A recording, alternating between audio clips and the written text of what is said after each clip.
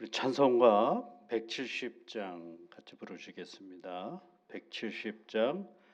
내 주님은 살아계셔서 날 지켜주시니 그 큰 사랑 인하여서 나 자유 얻었네.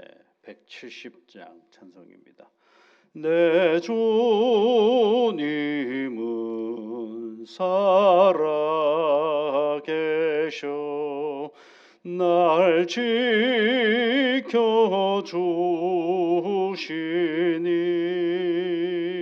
그 큰 사랑 인하여서 나 자유 얻었네. 나의 구원 되신 주님, 내 소망 되신 주, 항상 나와 함께 하셔 곧 다시 오시리. 나를 거룩하게 하려 주 나를 부르니 주의 은혜 내게 넘쳐 주 뜻을 이루리. 굳센 믿음 나 가지고 주 말씀 따르면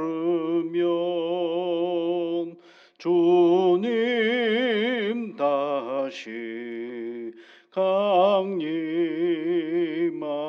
때 날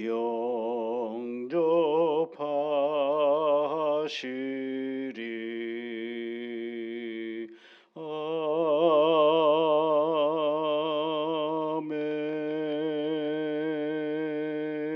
아멘. 거룩하신 하나님 아버지, 우리들에게 새날을 주셔서 이른 아침에 하나님 앞에 기도하는 시간으로 삼게 하여 주시니 감사를 드립니다. 첫 시간을 하나님 앞에 드리는 귀한 믿음의 자녀들이 오니 오늘도 하나님의 이름을 부르며 간구할 때마다 올곧게 들으시옵소서. 크고 놀라운 은혜와 복으로 함께하여 주옵소서.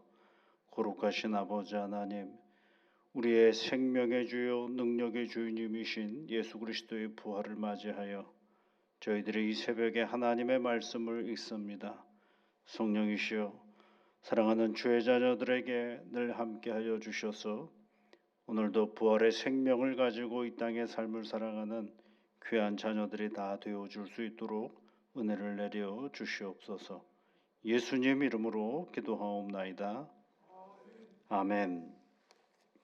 하나님의 말씀은 요한복음 20장 말씀입니다. 요한복음 20장 11절부터 18절까지 말씀 함께 같이 보겠습니다. 마리아는 무덤 밖에 서서 울고 있더니 울면서 구부려 무덤 안을 들여다보니 흰옷 입은 두 천사가 예수의 시체 뉘었던 곳에 하나는 머리편에 하나는 발편에 앉았더라. 천사들이 이르되 여자여 어찌하여 우느냐. 이르되 사람들이 내 주님을 옮겨다가 어디 두었는지 내가 알지 못함이니이다. 이 말을 하고 뒤로 돌이켜 예수께서 서 계신 것을 보았으나 예수이신 줄을 알지 못하더라.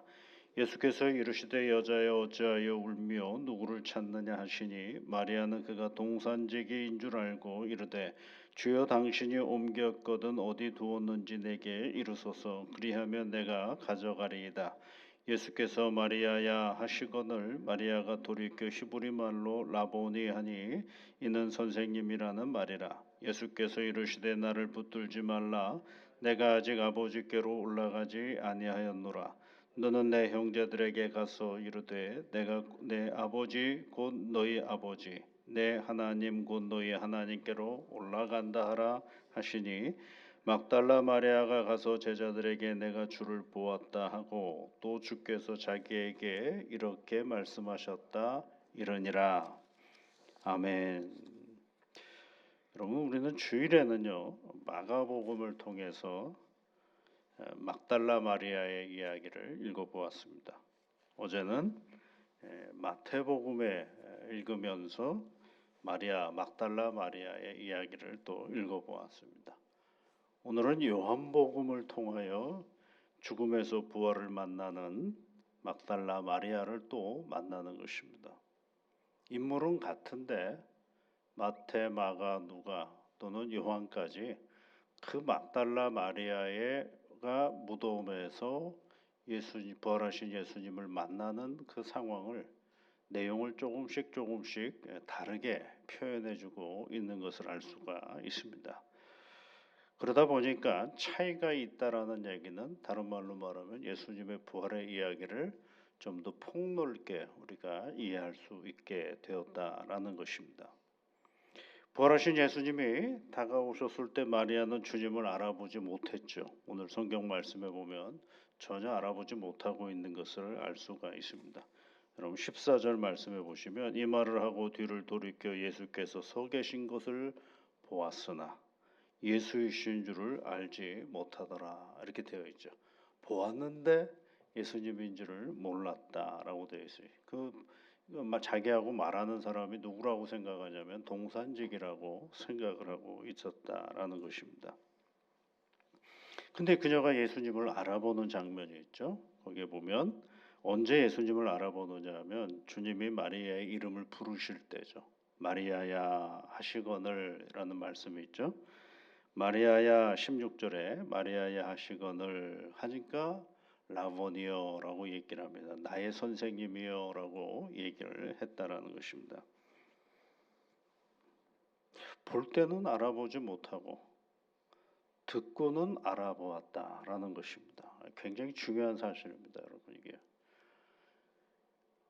대화를 나누는 그분이 예수님인 줄은 보았는데도 예수님인 줄을 몰랐는데 마리아야라는 음성을 들으면서 예수님을 알아보았다. 여러분, 우리 신앙은 여러분 보는 신앙이 아닙니다. 듣는 신앙이거든요. 주의 말씀을 듣는 거죠. 그래 로마서 10장 17절 말씀이 뭐예요?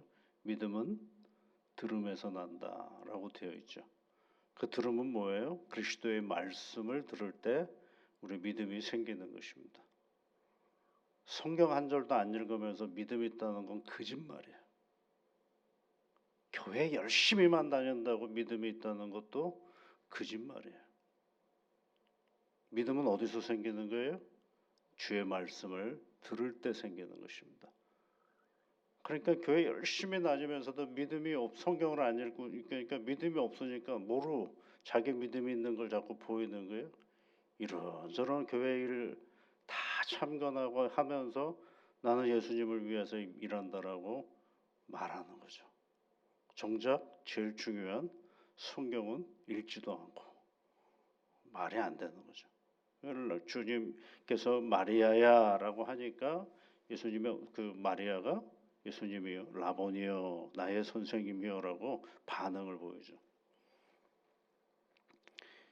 이렇게 말씀하실 반응을 보일 수 있었던 것은 여러분 요한복음 10장에서도 그런 말씀이 있지 않습니까? 문으로 들어가는 이는 양의 목자라 이런 말씀, 양에 관한 말씀을 하시면서 양의 목자에 관한 얘기를 하시죠. 문지기는 그를 위하여 문을 열고 양은 그 음성을 듣나니 목자의 음성을 듣는다는 것입니다. 그가 자기 양의 이름을 각각 불러 인도하여 내느니라. 자기 양을 다 내놓은 후에 앞서가면 양들이 그의 음성을 아는 고로 따라오되 그러죠. 목자의 음성을 알아듣는 게 누구예요? 양이거든요. 그 목자가 부르니까 어떻게 해요? 양이 따라가는 거죠. 그러니까 마리아는 자기 이름을 부르시는 예수님의 음성을 알아듣은 것입니다. 그렇게 주님을 사모하고 사랑했던 부활하신 주님을 보고도 보지를 못했어요. 대화를 나눴는데도 그분이 예수님인 줄을 몰랐어요. 그런데 마리아야 라는 이름을, 자기 이름을 불러주시니까 그때서야 라보니오라고 말했다는 것입니다. 여러분, 부활을 만나는 것은 뭐예요? 보는 게 아닙니다. 주의 음성을 듣는 것입니다. 믿음은 들음에서 나고 그 믿음은 그리스도의 말씀이라고 그랬습니다. 부지런히 하나님의 말씀 속에 나의 신앙의 토대를 단단히 세우셔야 됩니다. 그래야 뭐가 되는 거예요? 부활 신앙을 우리가 갖게 되는 거죠. 교회는 뭐예요, 여러분? 교회 오셔서 말하는 데가 아닙니다. 교회는 듣는 데입니다. 하나님의 말씀을 듣는 데가 바로 교회인 것입니다. 그러니까 내가 말을 많이 하면 공허해져요. 쓸데없는 말을 많이 하게 되고 실수하게 되고. 그러나 우리가 차분히 하나님 앞에 나와서 잘해야 될 건 뭐예요? 귀를 크게 열고 하나님의 말씀을 들을 때입니다. 우리가 하나님의 말씀을 들을 때에 쓸데없는 말을 듣지 않게 되고 쓸데없는 말을 하지 않게 됩니다. 집중해야 되는 것이 뭐예요? 하나님의 말씀을 들을 때입니다. 부활하신 주님을 막달라 마리아가 만난 것은 주님을 보았기 때문이 아니라 주의 음성을 들었기 때문입니다. 부활하신 주님께서 마리아야 라고 부르니까 거기에 주님이 계신 것을 반응하게 되는 것입니다. 그런데 오늘 요한복음은 독특한 이야기를 하나 기록을 해주고 있어요. 다른 복음서에는 이런 내용이 없는데 그건 뭐냐면 예수님께서 오늘 말씀에 보면 11절 말씀에 나를 붙들지 말라라고 얘기를 하고 있어요. 그 얘기는 막달라 마리아가 라보니오 하면서 뭐 했다는 거예요? 부활하신 예수님을 붙들었다라는 얘기죠. 이 붙들었다라는 말은 이렇게 그냥 잡았다라는 그런 의미가 아니라 끌어안고 놔주지를 않았다라는 거. 아이고 주님 하면서 끌어안아 버린 거예요. 매달렸다라는 것입니다. 부활하신 주님이 너무 기뻐서 온 마음과 온 몸에 힘을 다해 놓지 않으려고 꽉 붙잡았다라는 것입니다.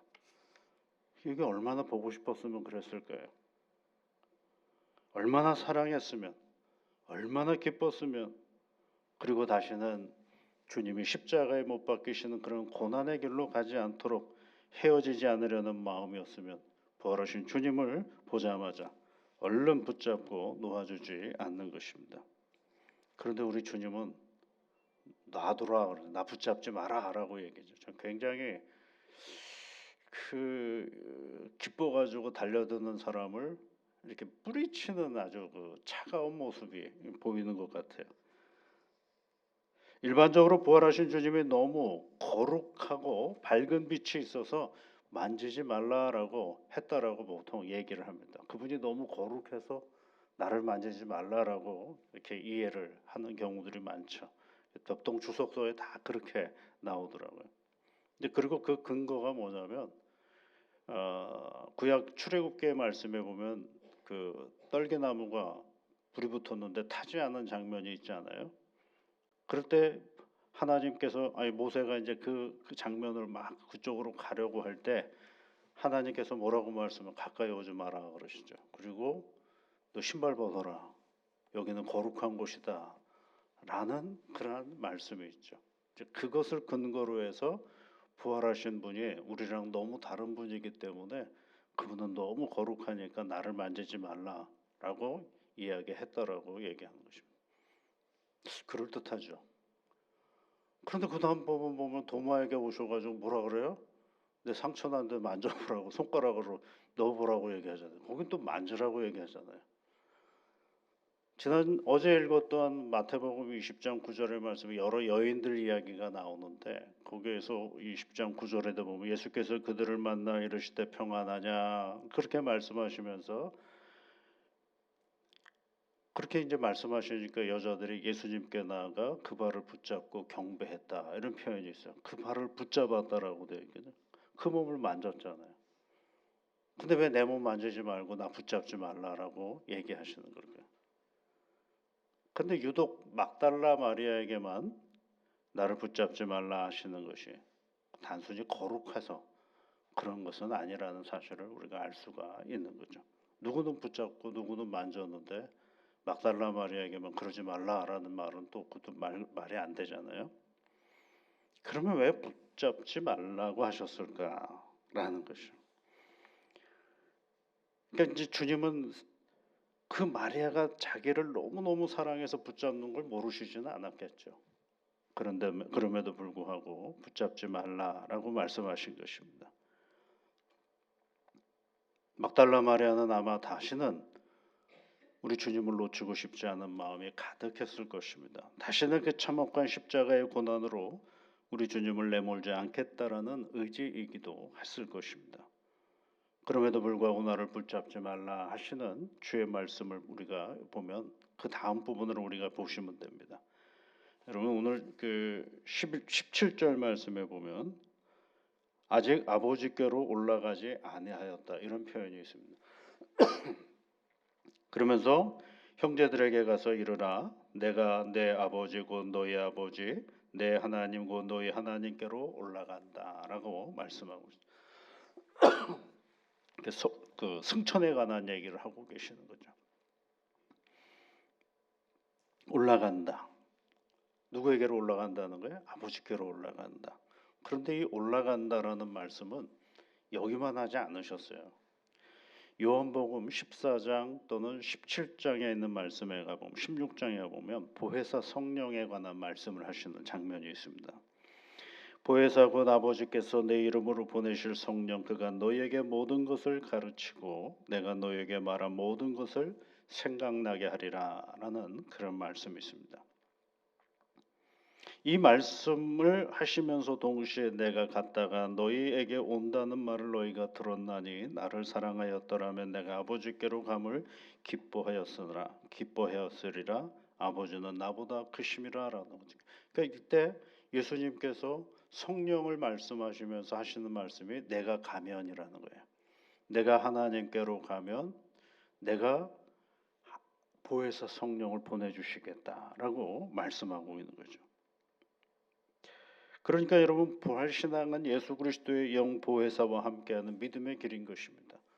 그러니까 지금 붙잡는 것이 중요한 것이 아니라 우리 주님께서 부활하셔서 하나님께로 가셔서 마침내 누가 우리에게 오시는 거예요? 보혜사 성령이 우리에게 오셔서 그래서 마침내 우리와 함께 하시는 부활의 영이신 그리스도와 함께하는 믿음의 길을 걸어가는 붙잡을 필요가 없는 거예요. 여기서 붙잡는다라는 건 뭐예요? 내가 지난번에 알았던 예수, 내가 만났던 예수, 내가 사랑했던 그 예수, 그 지난 시간에 내가 꼭 경험했던 그 예수 안에 머물러 있는 내 자신을 말하는 거죠. 거기만 있으면 안 되거든요. 다시 영으로 우리와 함께 하시는 그리스도와 함께 이 믿음의 길을 걸어가는 것이 바로 우리가 해야 될 일인 거죠. 그래서 요한복음 16장 7절 말씀해 보시면 내가 떠나는 것이 너희에게 유익이라 이렇게 말씀하셨어요.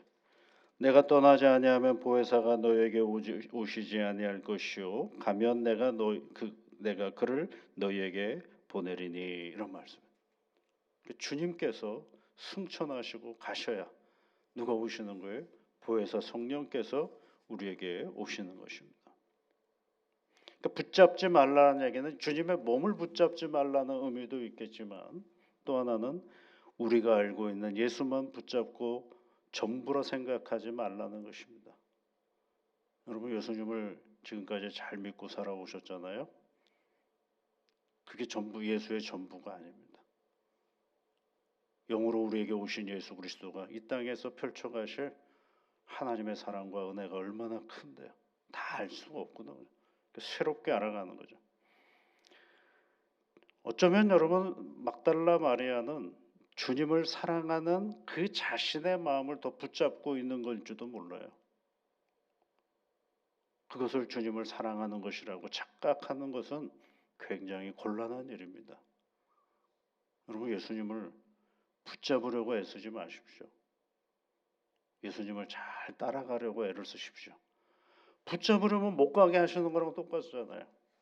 예수님은 이 역사 속에서 끊임없이 움직이시고 활동하시는 분인데 그분에게 나를 맞추어 따라가는 것이 중요한 것이지 그분이 가시는 길을 못하도록 붙잡는 것이 우리 신앙의 자리가 아닙니다. 그래서 여러분 주님이 뭐라 그러셨어요? 자기 십자가를 지고 나를 따르라 이렇게 말씀하셨잖아요. 주님이 가시는 길을 우리도 따라가야 되는 것이 예수 믿는 사람들이 아니겠습니까? 나를 붙잡지 말라 하시는 주님의 음성을 오늘 우리도 들어야 합니다.